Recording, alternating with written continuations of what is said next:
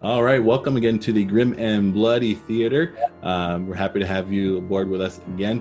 If you thought everything was finished and over after the Halloween season, we're just getting started. We're going to keep going through November, December, all the way till next year. And you're going to have to keep your seats because 2021 in October, the Death Parade Film Fest will be returning to the Three Below Theaters and Lounge in San Jose.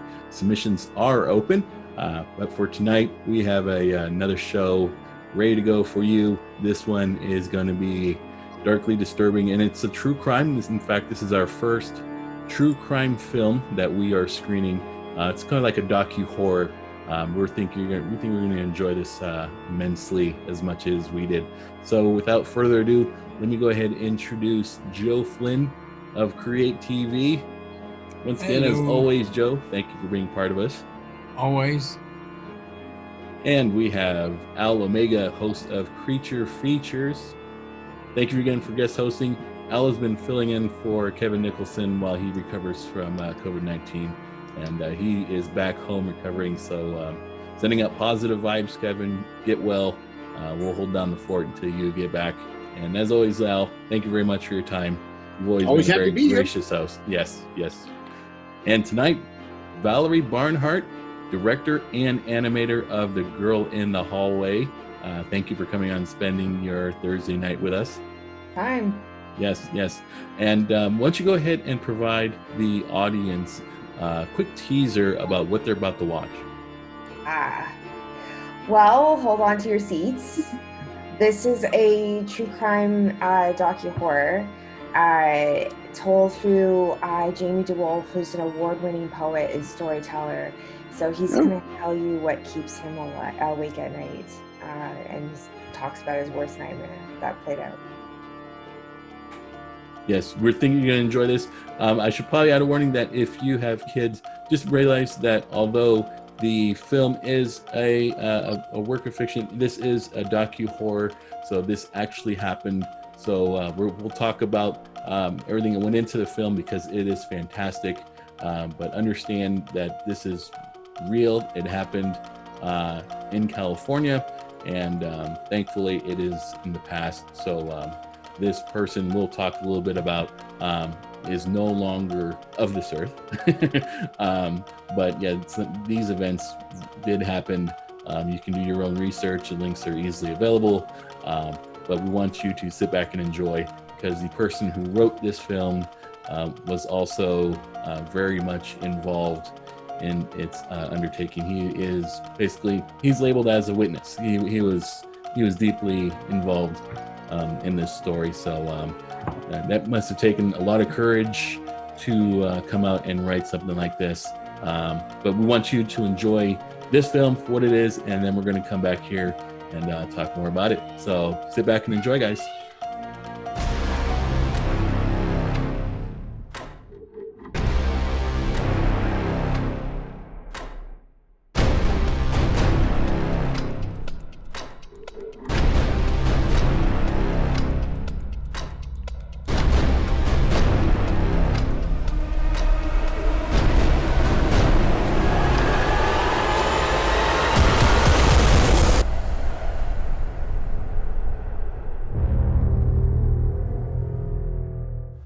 My daughter loved bedtime stories. Tucking her in, I'd read her 3 fairy tales a night before she'd finally fall asleep. Her favorites were Cinderella and Sleeping Beauty, but there was one I'd always skip. When she'd ask me why I wouldn't read her Red Riding Hood, I said I can't.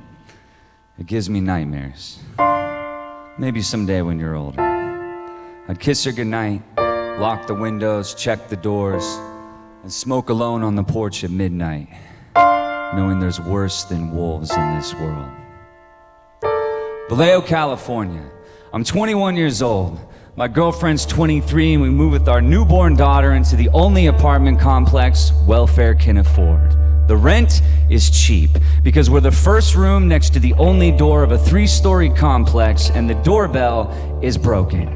So every hour, people are pounding on the front door, waking up my daughter from the crib and sending us screaming into the hall, "Next time, call first."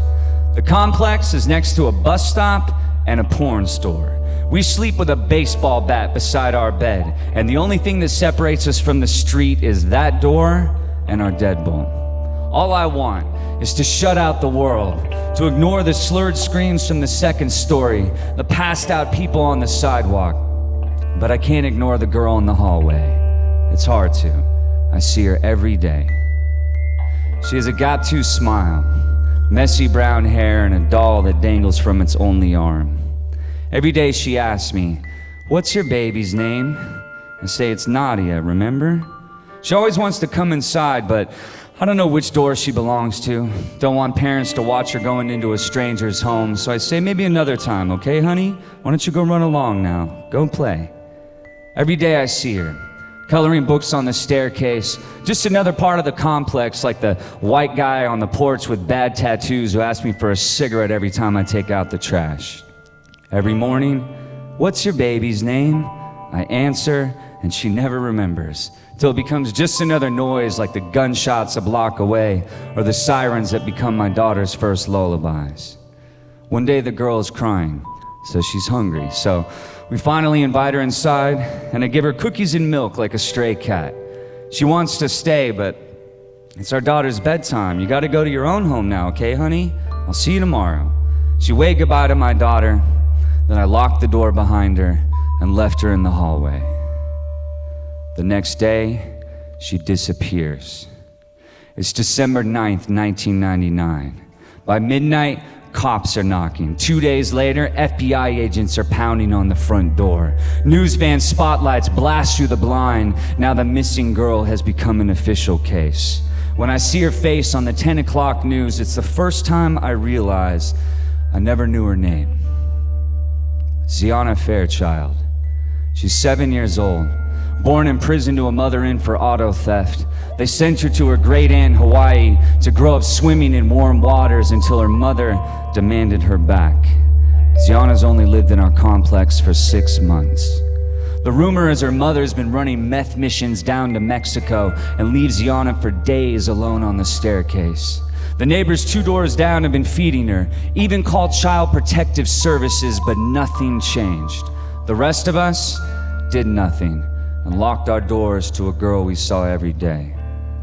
Now her great aunt flies back from Hawaii with an army of reporters, national news, candlelight vigils, thousands of posters on every street corner. Hundreds of thousands volunteer to march through forests and marshes, looking for an answer no one wants to find at their feet. Xiana's mother and her boyfriend are too strung out for the spotlight.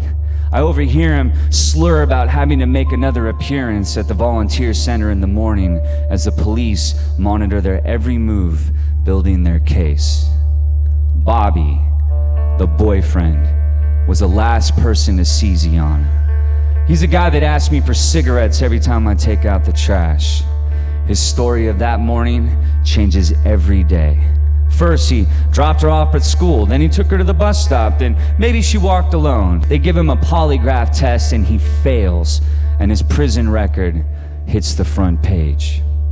He's an ex-con, just released for holding down his ex-girlfriend's infant son under scalding hot water until his flesh burned to bone. His past now exposed, Bobby stopped showing his face. The neighbor above me with a tattooed tear says, if Xiana doesn't come home, Bobby's gonna go missing himself one day. Bobby and the mother avoid the press as canines sniff our staircase and lab technicians spray our dumpster for bloodstains. The word is they don't have enough evidence to charge Bobby as the weeks turn into months and the reward grows to 75 grand. Bobby and the mother know the world is watching, so they try to move out at midnight, but cameras come out of the shadows. Neighbors screaming at Xiana's mother for sticking with this monster. She shoves reporters out of the way, and then there's a moment outside by the car where I'm alone with Bobby. He asks me for a cigarette. I say no fucking way. I want to smash his face in, to hurt him the way he hurts children. But then the cameras come back, and I know I missed my moment. They drive away past a poster of a gap-toothed girl grinning on the street corner. It's been 8 months, and Xiana still hasn't come home. Every new parent knows you're paranoid enough of thumbtacks on the carpet and every sharp edge to a table. But now I'm awake until sunrise against my daughter's crib, afraid she's gonna miss a single breath. A month later, another girl goes missing, only blocks away. She's 8 years old, kidnapped for 3 days, handcuffed to a stick shift in a parking lot as her abductor is inside a Home Depot, shopping for a body bag to fit her height. She escapes a car full of Polaroids and duct tape, flags down a trucker on the freeway, and finally, the wolf of Vallejo bears his face. It wasn't Bobby. I was wrong. We were all wrong. It was worse. His name is Curtis Dean Anderson, a taxi driver and a family friend of Xiana, a man who I'd opened the apartment complex door for many times before. He was a monster a deadbolt didn't stop. Just another cab driving down the same street my daughter took her first steps on. A man who watched Xiana walk alone to school every morning as her neighbors locked our doors on a girl we saw every day. A year after she went missing, they found Xiana's skull in the Santa Cruz Mountains, identified only by her grinning gap teeth. Curtis pled guilty to avoid the death penalty, claimed to have killed a dozen more girls, but their bodies were never found. He bragged to his cellmate about what he had done to Xiana, details I would never repeat. He died of natural causes in prison the same year my daughter reached Xiana's age. Xiana was across every headline, but now she's yellow in newsprint. Empty volunteer centers, a testament to locked doors. She was a story I could never tell my daughter. Why Red Riding Hood gave me nightmares. Some girls never make it out of the forest. Some stories children should never hear. It's been 15 years, and I wish I had someone to apologize to. I don't know if I could have saved you, but I could have done something. Could have invited you in instead of shutting you out with the deadbolt. I'm sorry. I can't drive past our old apartment complex without thinking of you trying to open our door with 7-year-old arms. I didn't know your story when you were alive, but I can tell it now and ask the world to remember your name. Xiana Fairchild, the girl I left in the hallway.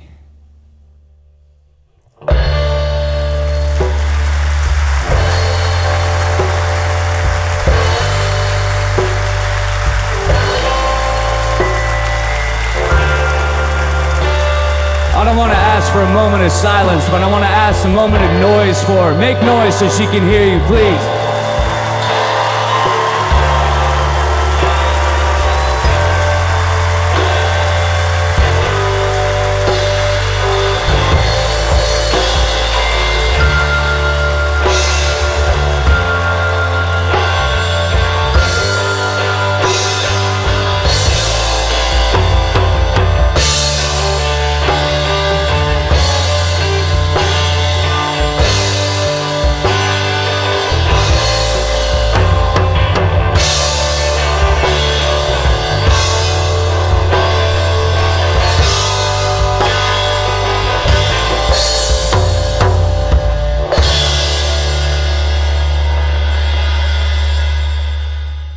And we're back.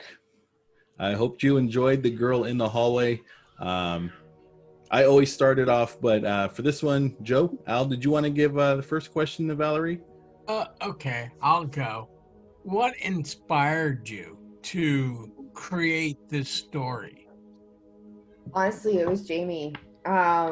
Jamie's confession. I like how he holds himself accountable, and I like he holds everybody in his community accountable. Like, there's no one really innocent involved in this. And I think it opens up to a wider conversation of what's needed in our own communities about like our accountability to each other. And I thought it just spoke to a more universal thing I think everyone can relate to at some point, like that bystander effect. You know, like if you see something wrong and you do nothing or you say nothing, like you're part of the problem. So like in Jamie's defense, I don't think he did anything different than what most people would have done. Like what normal person thinks, oh, this kid's gonna be killed by a serial killer. Like that's not a normal, you know, conclusion to jump to. And when digging deeper into this case and this crime, like it touches on murder and missing Indigenous women and girls and Two-Spirited, and about that whole problem with MMIW and how Indigenous women are targets for violent crime specifically, and how it's part of this genocide, this ongoing genocide that's happening in North America that it's not even discussed in popular conversation. And I felt for all the times that I didn't speak up, this was the one time I could. And as an artist, it's the only thing I can really do.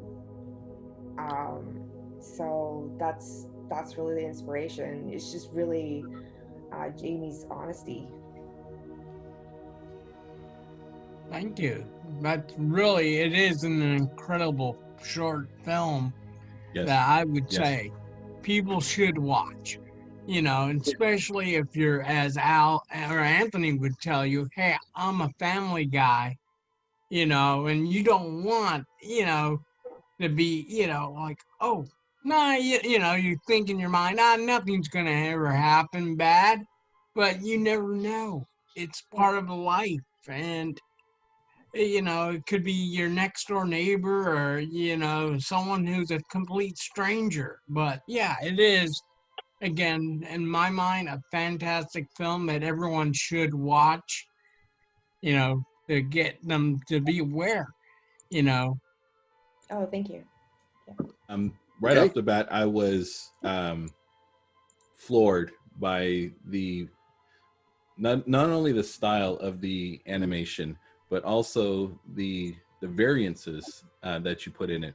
There was never a moment where the animation felt consistent, and it felt like that was on purpose to keep the viewer unsettled.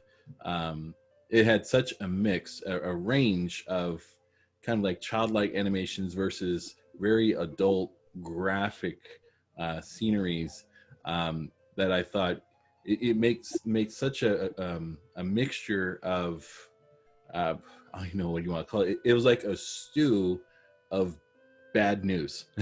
That's the best way I could put it. It was a collection of nightmare images.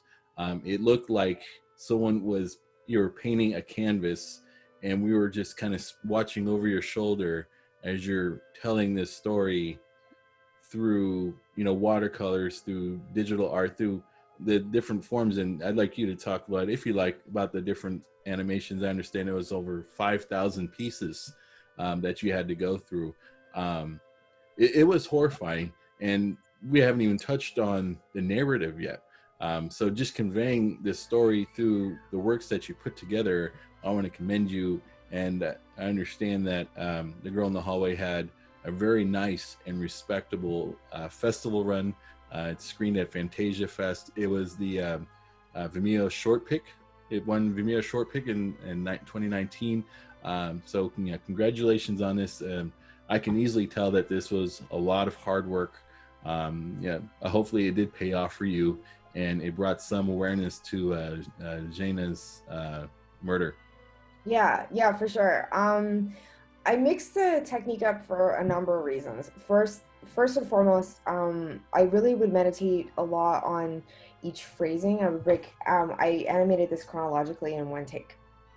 So I would take each phrasing, like 30-second or 20-second phrasing, and I would try to think of the perfect way to show that. Like, and I would spend weeks sometimes like thinking about it was the perfect way to show this. And then I would have no budget, no way to do it. And then I'll be like, okay, how do I do this with no money with what I have available to me, around me, and let's go. So it was informed by no budget. It was informed by like, what could I do? Like I changing things up because I'm learning. So I'm experimenting. I'm like figuring things out. I'm playing. I'm trying to keep myself interested. I don't want to limit myself to my drawing skills from 3 years ago. Like clearly I've evolved and grew as an artist, like by just the nature of drawing everything. And nothing was digital, by the way. Everything was old school by hand. So everything by hand. Yeah, everything. Wow. That's incredible.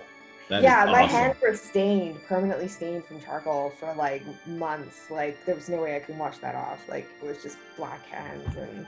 Jeez. Now I guess it's my turn. When I first watched this, it felt like a poetry slam to me. Yeah. So I'm to understand here then that means that you had the audio first, and then you made the video to go with it. Exactly. And it is a well-done piece of poetry, nicely orated by the gentleman about this story. I'll inject a little something here. I knew friends of the family Polly Klaas when she disappeared. So this one brought back certainly a lot of thoughts of that time. And I was struck by the animation style. You have some wonderful transitions in there. Unlike the other gentleman, I do work in film myself, so I pay a little bit more attention to the technical aspects. But you had some really interesting transitions and how you framed things and brought them through, especially towards the end there with the paparazzi or the news showing up and the gentleman talking about how he's missed his moment with the other gentleman. That was very nicely framed from inside the car. It did very well. I thought that had a lot of talent and skills behind it. Yeah, I spent a lot of time watching YouTube videos of fights, like real fights, like, and real fights last 15 seconds, 20 seconds, like I thought that was going to be one piece of visual research I was going to dig, like, oh yeah, I get to watch fights online, but like that actually was really quite disturbing as well, like watching someone like put someone down on the ground in like 5 seconds and like these blows can easily kill somebody, but that wasn't by far my most disturbing forays into research. So I did a lot of research, and my transitions, the secret to this movie was the transitions. Like the main show stopping scenes were very quick, but it was the transitions I spent all my time on. That's how Disney got started, was, watching how things actually happened. Yeah. So, they'd actually bring animals into the studio for Oh yeah, absolutely. Like I didn't know that. There's like a dead baby scene, and like, I sat there having to look at infant autopsy photos, like just to learn the anatomy of a child, because a child's skeleton is going to look different than an adult skeleton, and then I developed a skill set where I can now identify approximate ages of children's skulls, because in a really weird place on the internet, people collect for ossuaries, and so like, where do you collect legally a child's skull? And then just being like, this retails at $800, like, where did they get the cost of a child's skull? And then you have this issue about ethics, and it was just like this whole, like, how do you get a hold of this stuff, like for ossuaries, and like where you would have, like, I would have the age of the skull like properly identified and stuff like that. And it was just like different things, like how do you do burns, right? Like people don't melt, like usually most horror films you show people melt, they cook. So like, what does flesh look like when you cook? And then it was like, this is getting too dark, I'm just gonna do ripped up newspaper. Like, there you go. I was like I don't want to, like, I want people to be able to palpably watch this as well, like, instead of just the dark places I went. No, you should do that in the next one. You should make like a slasher film done only in charcoals. That's really, really gory. It makes people turn away. I think that is like a new art form. I am all for that. Oh my God. I was at this animation festival years ago, and I don't remember the name of the title of this film, but I'll never forget it. It was 20 minutes long, It was someone working out deep psychological issues in stop motion. And this film was so disturbing. I actually got physically nauseous. Like, I wanted to throw up. Like, it was like every most depraved That's bad, huh? Everything, the most depraved thing you could think of happened in this animation, like cannibalism and gore and rape and like baby killing. Like, it was just like epic. And you're watching this thing and it was so painful to watch, and you're like, oh my God, what is this? And then at the end of the credits, it was dedicated to the guy's mother, and the whole audience just erupted in laughter, just like, oh my God. After watching this crazy, yes, I'd like to dedicate this to my mom. You're just like, oh wow, wow. This was your mom is fun. I know the feeling. Yeah. Now, what you don't know is because you probably don't watch the show much, because I have a cabinet over here to my side, here to my right, filled with human skulls. So I have quite a few. Oh, you have an ossuary. That's really cool. That's really cool. I got a bunch of skulls. Okay.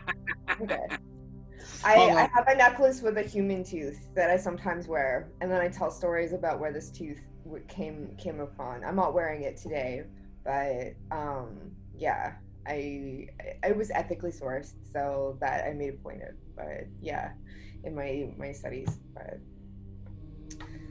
so talk about how you met with the witness. How did that come about? Yes. I am just a fan of poetry, so I came across his performance of Girl in the Hallway on YouTube. And then I just pulled some stalker stuff, like just stalked him on the internet, found his email. He's easy, he likes bookings, he likes work, so he was easy to find. And I emailed him and I asked him very nicely if I could pretty please, with a cherry on top, have the rights to his movie, to his performance, so I can make this for a film festival. Like, and I didn't imagine this film to be as successful as it did. So like, I was just like, Bob's Film Festival, like, fingers crossed. I can't wait to get in, and went from there. He trusted me, so he's just like, yeah, sure. If I get a free fan video, like, no, I'm not gonna complain. And he let me do my thing. That's wonderful. By the way, who is the narrator? Jamie DeWolf. Jamie DeWolf. Yeah. So he's a crazy character on his own respects. Like, this guy does like circus ring master. Like, he does like slam poetry. He does like film and documentary. Like, this guy, like, Instagram is definitely interesting. I mean, I follow him for years, but yeah. He's definitely a character, really larger than life kind of guy. Oh yeah, he was wonderful. So he also wrote the script for this. I thought he was like involved. So he was also a poet, but was also involved in this. Yeah. He just the witness just happens to be an extraordinary person. So just that's just how he talks. It's not like how a normal person talks. Like, just how he is. And I only met him like twice. So the first time was at a documentary film festival. We met up for the first time, and I showed him, like, I had at that point half the movie done, so he got to see half of it. And like, talking about like the political part to it, I wasn't sure if he was racist or anything, so I was like, hey, MMIW, like, do you know this is a thing? Do you know what it is? This is an MMIW case, like, like, and just seeing what kind of guy I have, like, and so he's just very larger than life, very loud, very, like, does comedy, like, he's just very big, like, commands the room kind of person. But this is definitely his dirty laundry. This is definitely something very upsetting for him. Like, he was very emotional at the world premiere, so I had to give him a lot of private time and space, because this is really difficult for him. So he definitely doesn't watch this over and over again. Like, something doesn't want to touch him. Oh yeah, and I can believe that, for him being involved, and after watching it, and then all of a sudden it's in a different film fest and he's there, and basically, yeah, he's seen it, he's, lived it, lived through it, and it's like, give me a few minutes. And I would be like that too if it was me Just Yeah. give me a few. Yeah, like I genuinely believe like he like I genuinely believe him when he's doing his big apology. Like I genuinely believe that's a real thing, like for sure. Like 100% believe it. Well, Mother was always very fond of a good bit of poetry. She always had one she liked to trot out at the breakfast table about things to do with a butter knife. It was a very simple piece. She would say, please, Mother, don't kill Father with a bread knife. 'Twas a gift when you were wed. But, Mother, if you must kill Father with a bread knife, please, Mother, use another for the bread. Which always sort of put, anyone else on notice at the breakfast table. Be good, or else I got another butter knife. But I digress. We digress here. This was an excellent and hard-hitting piece you had, and I don't think I can't think of anyone else that, other than say Edgar Allan Poe, that's really thrown a poetry horror story in a long, long time. Yeah. Thank you guys for pointing out that it was poetry, because when I was watching it, I was so blown away by the animation and the story behind it. I didn't even catch on that it had all these poetic influences. So that's why you guys are awesome. That's why you guys are the horror vets. Yes. Yeah, Fantasia was the first horror genre festival to pick me up. And like I remember when I applied to Fantasia, like I heard about the festival and like it's super cool and like cool people go to that festival. So I was like, all right, I'll it's in Canada. It's like it's 2-hour drive away. Like I'll just apply. I'm not getting in. Like if my film doesn't fit into Fantasia, and then like sure enough, it's exactly what Fantasia programs, and like that festival has been like amazing for the filmmakers. Uh-oh, what do you got there, Al? I saw you got something. Yeah. Baby Bob. Oh, it's so little. Oh, a little preemie. Yeah, little baby Bob. So, I told you I have way too many skulls in here. So. But yeah, I want to commend you for this film, for your effort, Valerie. This story not only did it hit home for me as a family guy, but the guy was arrested in Santa Clara County. That's 20 minutes away from here in 2004. You don't get any closer than that. I had no idea this was even a story, and part of me feels I read a couple reviews about the short, and one reviewer said, while we're watching it, we feel complicit. And I have to agree, because it went on under all of our noses. This poor girl was missing for years, and it just happened that the only reason maybe this guy was even caught was because another girl escaped his clutches. Yes. If we're gonna go there, we can go there, because there's shit that didn't get into the fucking movie, like where the crew community is very thorough. We're very, very thorough. like that's the thing with MMIW cases, is the police don't go looking. So the police don't do anything. And so when he was already in jail for unrelated crimes, where he did his jailhouse confession, and so corrections did what they were supposed to do. Like, we have his jailhouse confession, we need to corroborate if this is true, like if he's bullshitting or like what, but like they sent it all to the police, like what corrections was supposed to do in the event of a jailhouse confession to a serious crime. And they didn't investigate, they didn't bother looking into it at all, like whatever. They release him, and then 3 months after his release from prison, he then kidnaps his final victim, and it's just like that and she's Latina, which adds to the whole like person of color issue about violence against women are proportionally different for people of color.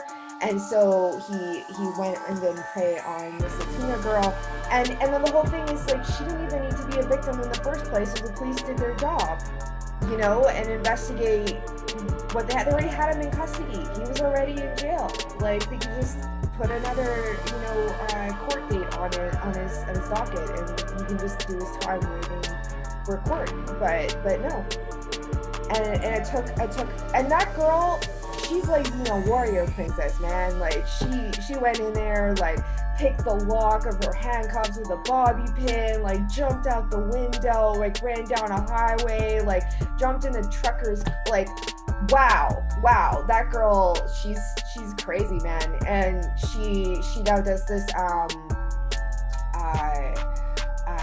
charity organization that supports families with abducted children, and she does a lot of like community service work and advocacy in that respect. So my hat off to her right off the bat. And yeah, so it was a really crazy story, but the police definitely weren't listening to any of the child witnesses, because this particular scene now is a particular serial killer that keeps these people alive for a few days. So like when the police already knew that the last person to see Xiana alive was a taxi driver, and all the kids at the bus stop were like, no, and she got into the taxi, like, the police never looked into that. They never listened. Well, it sounds like somebody had a career-defining moment when they let you loose. Yeah. I'm sure someone's supervisor had a very pointed conversation. I hope so. You can only hope. Yes. But this was a high-profile case, so high-profile cases are different than the regular run-of-the-mill cases, unfortunately. Yeah.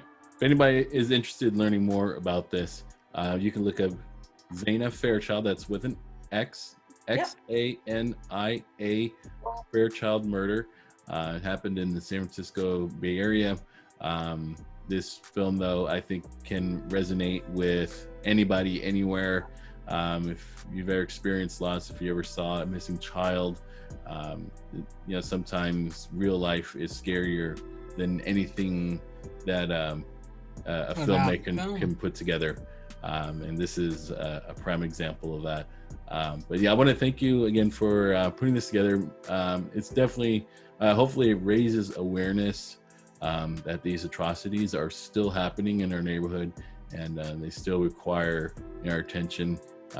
If they requires our vote, if it requires proposals, if it requires, you know, some type of change in the justice system, it has to happen.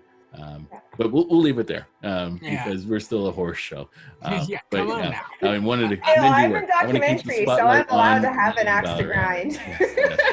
The spotlight should remain on you, Valerie, and your wonderful efforts with this short film. And thank you for allowing us to screen it with our audience at the Grim and Bloody Theater. We appreciate it. We appreciate seeing all types of work, and this is definitely one of the more unique films that we get to see here.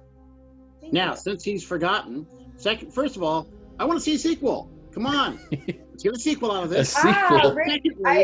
I'm an NFB now, National Film Board of Canada. So, I'm working on a fantasy adventure comedy. It takes place in hell with the monsters in hell. It's the end of the world, and Charlotte's stuck in an elevator with her fuckboy ex-boyfriend. And all you have is a couple pieces of charcoal and some Crayola crayons, right? Yeah, that's right. Yeah, this time is digital. This time is all digital. But yeah. So I'm working on that. A lot of Dante's Inferno, Tours to Hell. It's a lot more fun than Disney. That was a fun read, by the way, if anybody's read it. Yeah. And of course, I agree. That's why my film's based on Dante's Inferno. Yeah, but.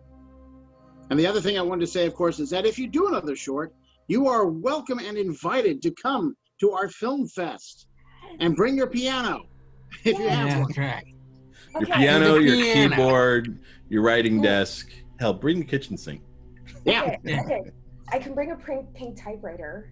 There you go. There we go. There we go. Perfect. Yes. I'm going to write a screenplay. I would just be like, pennies for a line, sir. Pennies for a line. If anyone gets out of line with you, you can beat them with it, because those things are heavy. It's my murder weapon. So, and of course, because my next question was like, what are you up to next? You know, So who next?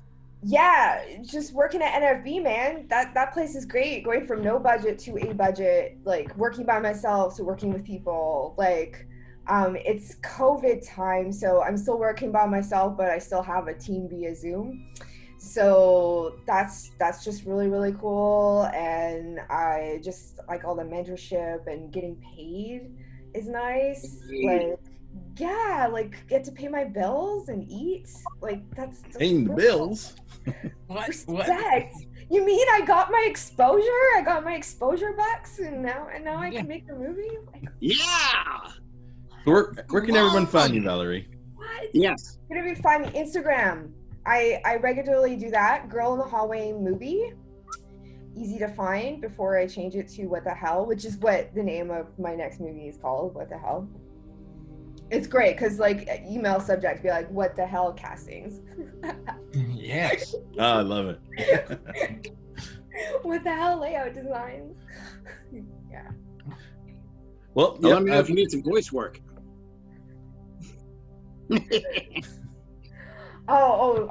Yeah, I think I found my voice talent.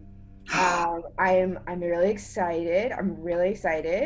They're BIPOC actors, which I'm really happy about, and they're super talented, so good. Like I laughed at the auditions. I wish I could tell you more, but they're well, I can't. But Hey, we got that. No, and of course, thank you so much for responding to the comment of my Facebook post. Yes. You know. Yes. To bring you into our orbit, as I'd like to say. Well, we hey, enjoyed doing the podcast. If like podcasts want to talk about my movie and how more people see it, like that's my game. Like I just want eyes on this thing. Like I spent 3 years by myself making it. Like I didn't make it for myself. I made it for the world, and I want the world to see it.